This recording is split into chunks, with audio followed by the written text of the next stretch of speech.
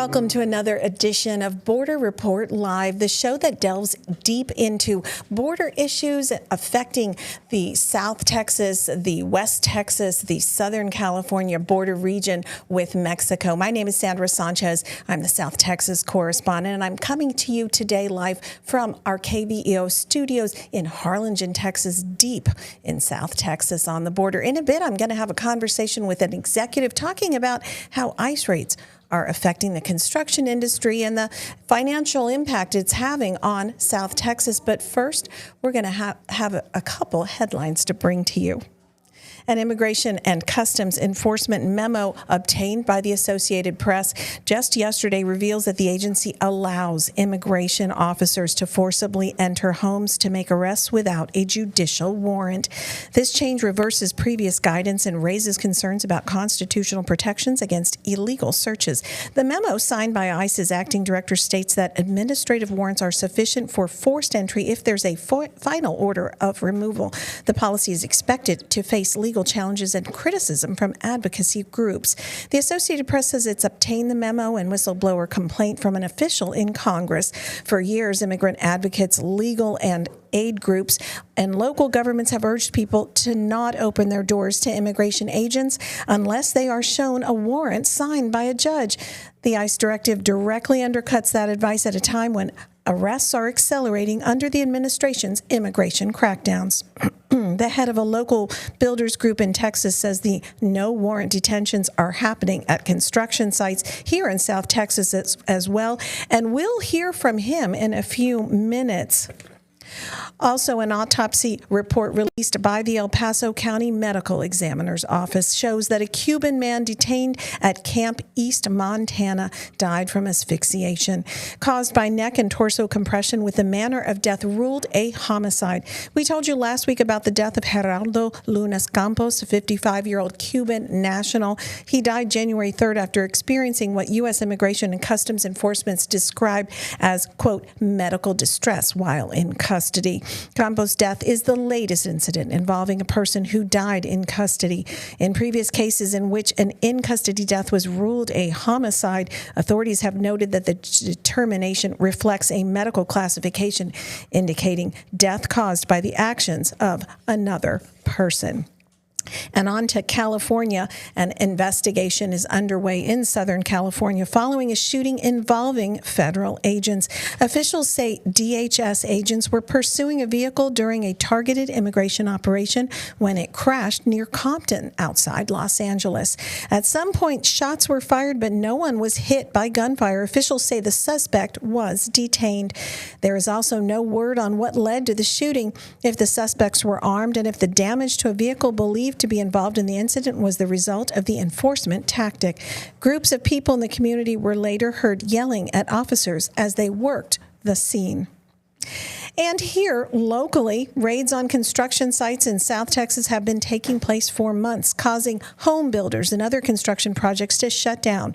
That's why the South Texas Builders Association is trying to come up with solutions on getting construction sites up and running again. Earlier this week, they held an Immigration Enforcement and Construction Industry Impact Symposium. South Texas Congressional Leader Henry Cuellar and Monica de la Cruz both attended the event. Cuellar says something must be done to help builders. ICE deportation of criminals, people who have final deportation orders, people that are risk to the national interest. But when they start going on work sites and start going after people that have been here for so many years, don't have a criminal record, I think that policy needs to be paused. So certainly, we listened, we saw videos, we listened testimony. We want to find solutions, and it's got to be in a bipartisan way. And I hope that we can find some solutions. Joining us today, we have a very special guest. Paul Rodriguez is president and CEO of Valley Land Title Company, one of the largest title companies here in the Rio Grande Valley. Mr. Rodriguez, welcome and thank you for joining us. Thank you for having us. Now, you are past president of the Texas Land Title Association a Yes, ma'am. statewide trade association that represents nearly 15,000 professionals in the land title industry. You were at Monday's meeting, the symposium organized by the South Texas Builders Association, where construction companies said 9,000 people have been deported during the Trump presidency so far. And they talked about how immigration customs enforcement raids are affecting the industry here in South Texas. So what was discussed? What did you hear? What are your concerns? Well, actually, Sandra, this was the second event that they've had. They had a prior town hall meeting about a month ago, and a lot of the same issues were brought up. However, at this particular session, they had a lot of film, a lot of recordings documenting their concerns. And fundamentally, the point is, particularly in the home construction area, they're experiencing great difficulty in being able to complete their projects because they're not able to have access to their employees. They're having situations where literally while people are completing a job, working on a construction site, working on a home, practically out of nowhere, agents will show up. They'll start interviewing them or are actually talking to them. Maybe an interview is a polite way to say what they do. And essentially, if they can't document that they should be here, if they don't, and I'm not sure exactly what kind of paperwork they asked for, whether they asked for licenses. I don't know anyone that normally walks around with a passport with them. But in any event, they are definitely looking for people that they claim shouldn't be in the United States. And the builders are concerned because these are employees, in many cases, longtime employees, people that they've had on their sites for quite a while. They do a lot of the more difficult grunt work, for the lack of a better way to describe it. They work on roofs, they work on cement, on driveways, laying brick, etc. And they, as far as they know, are not criminals. They haven't broken any laws. They're there because they work for them and they do a good job. And the concern from the builders that they voiced was, look, these people are necessary for us to get our jobs done. And they're not criminals. People are showing up. They're being presumed to be guilty, and they're literally taken away. And what was really interesting to see on these films was they were being chased, literally run after. But I think one of the films that was really the most impactful for me was a gentleman that was completing the concrete work on a driveway, and he was literally with a spade roughing out the final touches to his job while this agent is questioning him, practically pulling on him to get off the job. And this gentleman was bound and determined to complete the work, to complete the job. And that's the kind of people that are being impacted. And so the builders are struggling. You take those kind of employees off their hands, and it's very challenging for them to complete it. And the reality is it's not just what people say, but we're seeing numbers that back that notion up. Amazing story. So he was actually working, still laying the concrete. They're telling him, you have to go. And he is saying, well, just a minute, let me finish it and make it smooth. Exactly. I think that some of your comments during the symposium mentioned that financially construction loans have dropped maybe 30 to 40%. Is that correct? I mean, what are you seeing? What is the financial ripple effect that this is causing here in the Rio Grande Valley? Well, Valley Land Title Company is based in Hidalgo County. So what we see and we track on a monthly basis are closings, activities, specifically in the real estate area. So my comments are about Hidalgo County specifically that I can address, but I hear the same sorts of stories from Cameron and Starr County. And what we saw, interestingly, was in the summer, which is usually the peak of the construction period of people going into new homes and building new homes, we started noticing an unusual drop in closings, and that's not typically the case. And as the third quarter into the fourth quarter progressed, those numbers started to drop to the point where in November, and looking at those banks in particular that do a lot of construction loans, their numbers were down 30 to 40%. And certainly I can't tell you what the dollar number is because that's specific information I don't have. But simply in terms of the number of construction projects, again, this is residential work. I'm not saying that it's not happening at commercial sites. I would think to some degree it might be, although commercial sites are handled a little bit differently in terms of how anyone can have actual access to employees there. But in any event, we saw those numbers drop. And so, as I usually do throughout the course of my day, I run into or meet, call on bankers, lenders, people in the real estate business, and they were verifying that they had customers that had work stopped because they couldn't complete the job because ICE had actually done a raid and taken employees. The very day that I was with one banker 2 weeks ago, he told me I just got a call from one of my customers, and they came back and picked up 18 employees. So needless to say, his work stopped right away. And the impact is that, so a builder, meanwhile, for the most part, they're the ones carrying a construction loan, paying the interest on that loan while they're trying to complete the work. And so if suddenly they're scrambling for employees, they're having to slow down or stop in many cases, that project's going to cost them a lot more. It's not going to get done as quickly as possible. And ultimately, frankly, also, the price goes up because now they're going to have to find ways, pay more, find people that can do it. And that ends up raising the cost of construction, which is another issue when we have an administration that talks about affordability. This is one thing that does not make a house less expensive when you don't have the people you need to build them. And you have a consumer who's wanting this house built, maybe it's their first home, second home, and can't get in it because perhaps the job isn't going to be completed. I know Congressman Cuellar had said that so many impact on every part of the building community. Something he told our reporter who was there on Monday was from the suppliers to the cement to the lumber to the builders and the contractors to the lenders to the workers. So you as the lender are seeing this financial ripple affecting here in the Rio Grande Valley. Well, in our particular case, we close transactions. So if a job hasn't been done, well, we don't have anything to close. We're basically on hold, waiting hopefully for closing, and that construction loan becoming a mortgage and being taken out by a lender. And so the ripple effect is there. I mean, it's when you talk about the multiplier impact of an economic activity, and it's been well documented many times, and that's why people are always concerned about the housing industry, because it does impact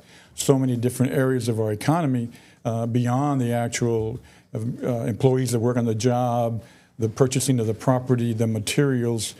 People move into a house and they got to have furniture, they have to have appliances. A transaction closes, and that means that there's attorneys, real estate agents, title companies. It just goes on and on. So it's a real thing, and we're seeing it. We're talking with Paul Rodriguez, who's president and CEO of Valley Land Title Company. We're going to continue our conversation in a minute. We're just going to take a short break. Stay right with us. We'll be right back.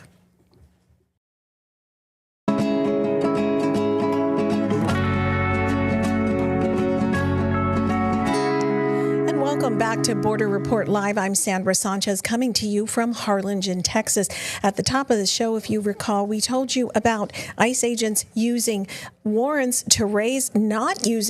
to raise homes in search of undocumented migrants. This is an Associated Press story. The head of the local South Texas Builders Association tells us that agents are showing up at construction sites without warrants. He held this symposium earlier this week, and here's what he told us.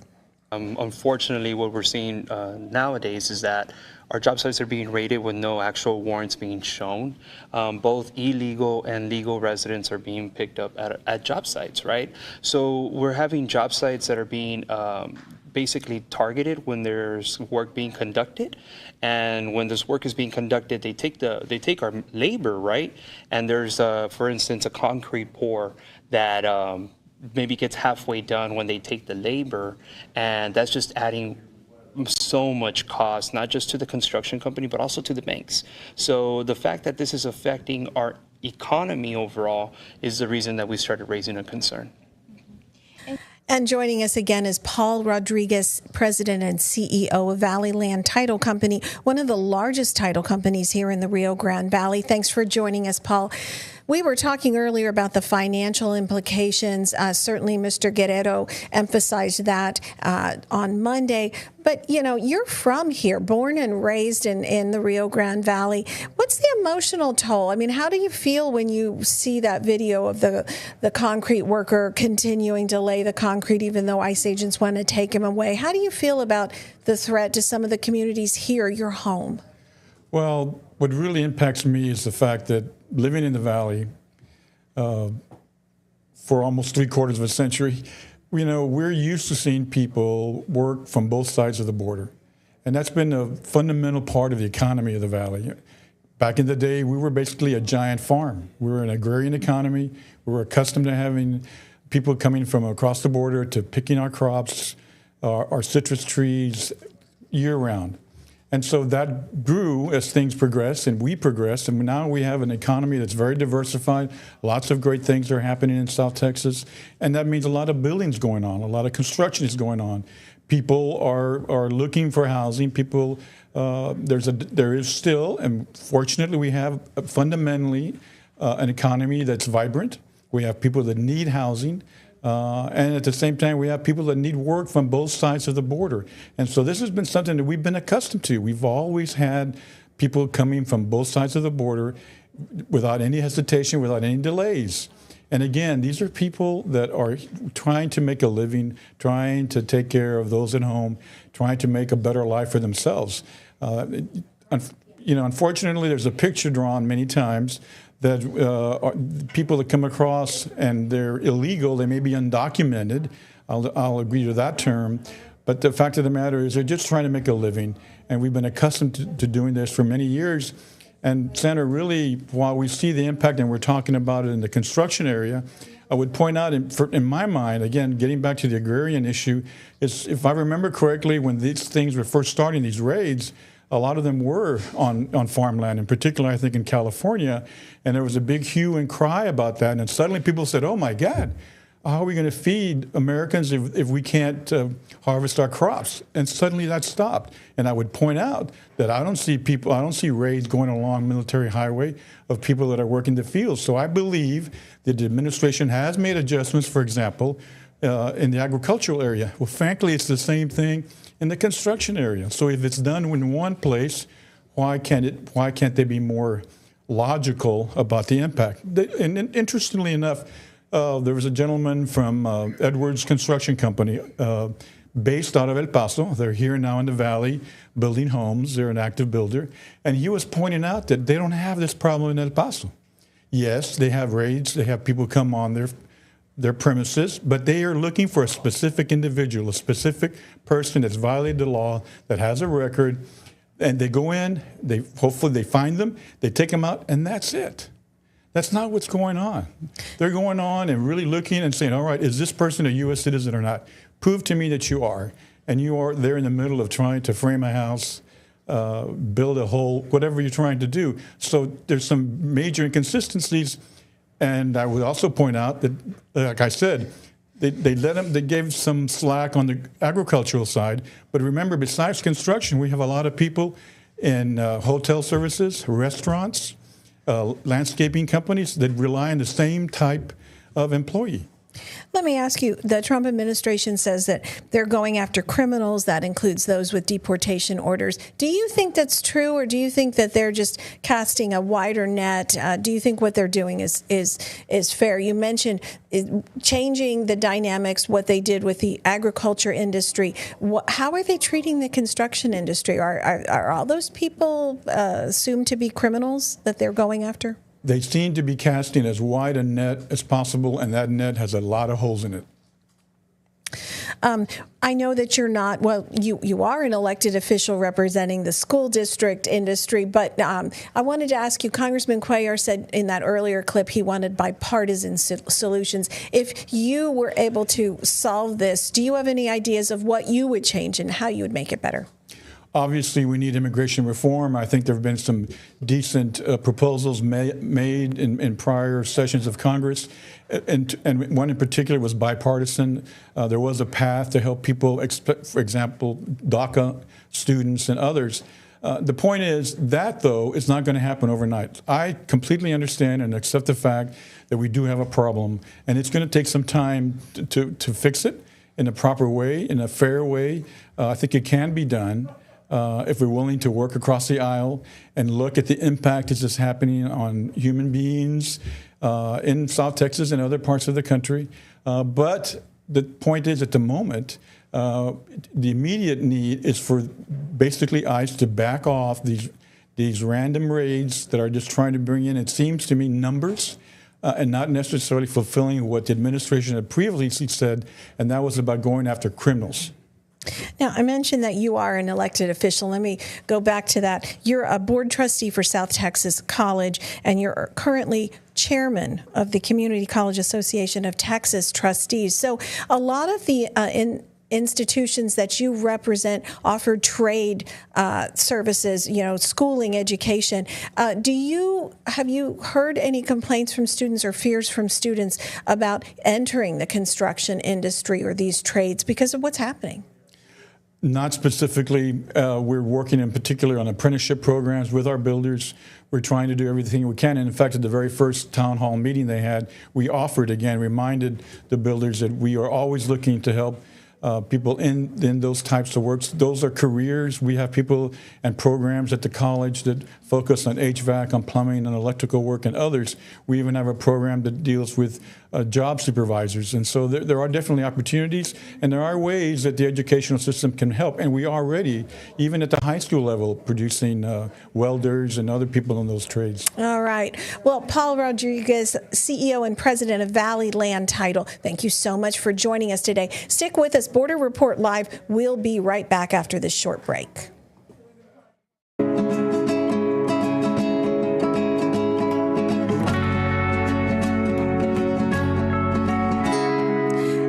Welcome back to Border Report Live. I'm Sandra Sanchez, coming to you from South Texas, but wanted to tell you about some really interesting new technology that is being installed in West Texas. U.S. Border Patrol has added a non-lethal barrier to prevent smugglers and other offenders from speeding past a checkpoint on Interstate 10 in West Texas. It's a high-tech combination of ground spikes that can puncture tires and a net designed to absorb the momentum of a disabled vehicle. The agency deployed the system earlier this week at the Sierra Blanca, Texas highway checkpoint. That's east of El Paso. The Big Bend sector chief said the system allows agents to stop and contain those threats before they become dangerous pursuits on public roadways. Border Report in the past few years has tracked several cases in which drug and migrant smugglers speed past highway checkpoints in Texas, New Mexico, and Arizona. Those often lead to pursuits, and some of those pursuits can end in wrecked vehicles. We've seen several of that here in Brooks County. Also now to Southern California, where tens of thousands of dead fish have washed ashore in Lake in Tijuana in recent weeks. And these fish have been gathered and buried in a giant hole by city crews. As our Salvador Rivera tells us from Southern California, visitors to the lake began noticing a lot of dead fish and a very foul smell. This phenomenon began about 3 weeks ago when tiny fish called Maya sardines began washing ashore dead. An investigation determined that the reason for the fish die-off has nothing to do with the water. This is the lake that sits behind Rodriguez Dam in Tijuana. It is used primarily for flood control and is the largest storage for water in the city. It is also a recreational area for residents south of the border. About 3 weeks ago, visitors started noticing dead fish washing ashore. Locally, we call them little sardines. Salvador Cervantes is with Baja California's Civil Protection, one of the agencies called in to investigate why large amounts of these sardines were dying off. We began gathering a series of data, doing required studies to determine what was happening. According to Cervantes, the fish were killed by what's called thermal rollover, which occurs when there are sudden swings in temperatures and weather conditions, diminishing oxygen levels in the water. Let's remember, we first had a wave of storms followed by dry Santa Ana winds. This generated a big change in temperatures, humidity, and wind conditions. This allowed the water to produce less oxygen at the depth where the fish live. Cervantes says there were no foreign substances or materials found in their studies, nor some type of additional algae. There is no evidence of another factor involved. No other species were affected, including birds or other fish found behind the dam. The only species impacted was the sardines. Crews have collected the dead fish and have buried tens of thousands of these sardines in a giant hole at the lake. Salvador Rivera, Border Report.